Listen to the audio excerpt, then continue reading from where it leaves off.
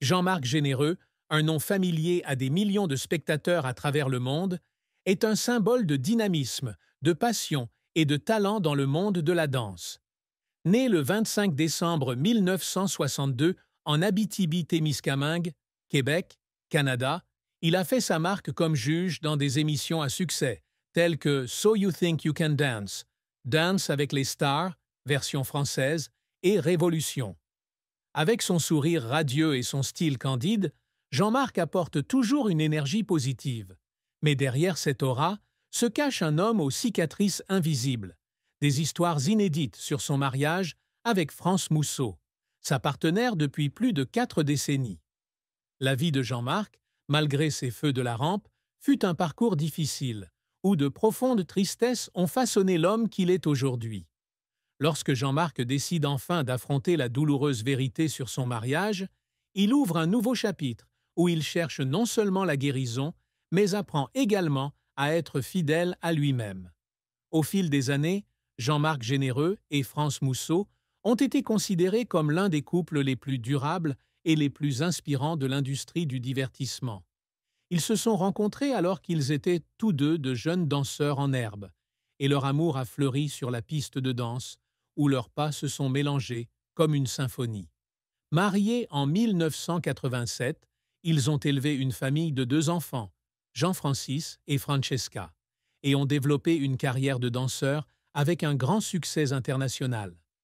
Jean-Marc a un jour partagé dans une entrevue avec la presse que France n'est pas seulement sa femme, mais aussi sa compagne, qu'il a accompagnée dans toutes les épreuves, des jours difficiles au Canada jusqu'aux grandes scènes d'Hollywood.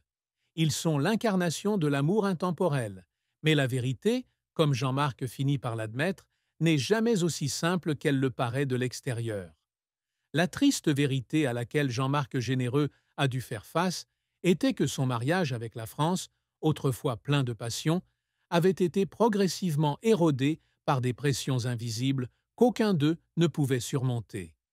Dans un rare moment d'ouverture avec Télé Loisirs en 2024, il a partagé que lui et la France ont traversé des années où ils ont essayé de maintenir l'image d'un couple parfait, non seulement pour le public, mais aussi pour eux-mêmes.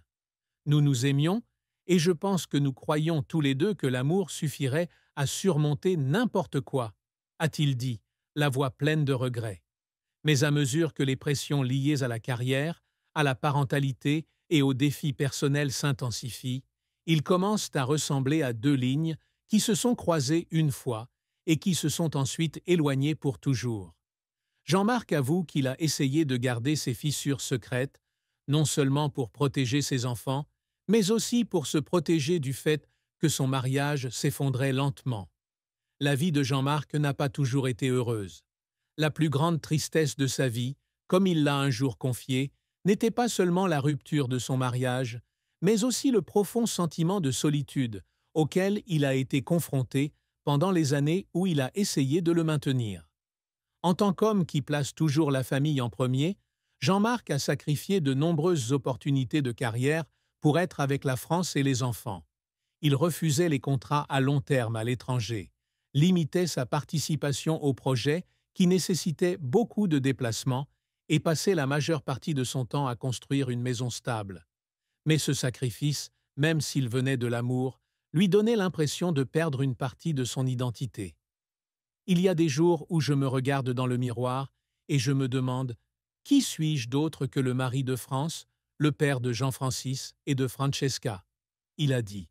Cette question, bien que simple, était comme un couteau planté dans son cœur, le faisant tomber dans des moments de dépression qu'il n'osait partager avec personne. La carrière de Jean-Marc Généreux a été un parcours haut en couleurs, mais non sans défis et échecs. Il a commencé sa carrière de danseur à un jeune âge, grandissant dans la campagne reculée du Québec, où les opportunités pour un danseur étaient rares. Ses parents, de simples ouvriers, ne comprenaient pas pourquoi leur fils était si fasciné par les mouvements de danse au lieu de choisir un emploi stable comme ingénieur ou enseignant. Mais Jean-Marc n'a pas baissé les bras.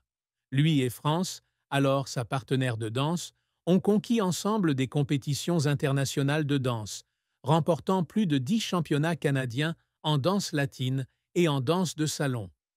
Au cours des années 1980 et 1990, ils sont devenus le couple d'or de la scène de la danse, se produisant dans le monde entier et se forgeant une réputation d'artiste de premier plan. Alors que sa carrière d'interprète touchait à sa fin, Jean-Marc s'est tourné vers la chorégraphie et le jugement, un choix audacieux mais risqué. Il a débuté sur So You Think You Can Dance aux États-Unis, où son style énergique et ses slogans amusants comme J'achète, j'achète a fait de lui un phénomène. Il rejoint ensuite Danse avec les stars en France, où il est non seulement juge, mais aussi l'âme du spectacle, apportant une sincérité et une passion qui gardent le public rivé à ses yeux.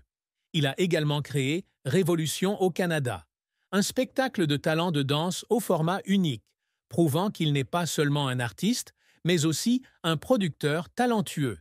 Sa carrière lui a valu de nombreuses récompenses, du titre de Chevalier des Arts du Québec à une reconnaissance internationale.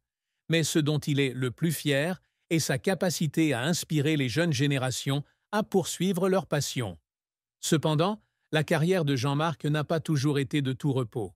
L'un des plus grands revers a été lorsqu'il a dû faire face à des doutes sur ses capacités lors de sa transition du statut de danseur à celui de juge. De nombreux critiques disent qu'il n'est qu'un artiste qui manque de profondeur pour évaluer les jeunes talents. De telles critiques, bien qu'injustes, le blessèrent profondément. J'ai passé toute ma vie à apprendre à danser, à comprendre chaque pas, chaque émotion. Mais à la télévision, on me voit juste comme un clown, a-t-il déclaré un jour. La pression de maintenir l'image d'un juge drôle, mais juste, est également un défi. Il y avait des jours où il quittait le plateau avec le sourire, mais quand il revenait à l'hôtel, il restait assis seul, se demandant s'il faisait vraiment la bonne chose. Les efforts pour concilier carrière et famille laissent parfois Jean-Marc en pleurs silencieux. Il raconte qu'une fois, après avoir tourné un épisode de Danse avec les stars jusqu'à minuit, il est retourné à son hôtel et a trouvé un message de sa fille Francesca, lui demandant s'il se souvenait de son anniversaire. Il réalisa qu'il avait oublié et la culpabilité lui fit monter les larmes aux yeux. « J'ai pleuré, non pas parce que je ne l'aimais pas, mais parce que j'avais peur de rater les choses les plus importantes de la vie », a-t-il déclaré. De tels moments, bien que jamais vus, témoignent du combat intérieur de Jean-Marc, un homme qui essaie toujours de devenir la meilleure version de lui-même. La vie de Jean-Marc a été remplie de nombreux défis difficiles, non seulement dans sa carrière, mais aussi dans sa vie personnelle. L'un des plus grands défis a été la santé de sa fille, Francesca, à qui on a diagnostiqué le syndrome de Rett, une maladie génétique rare qui affecte le développement physique et intellectuel.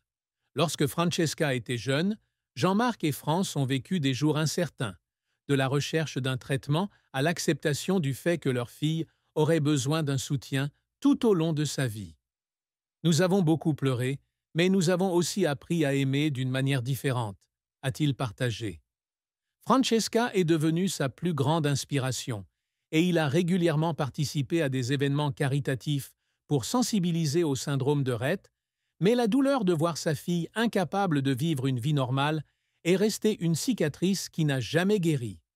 Un autre défi est la pression financière au cours des premières années d'une carrière.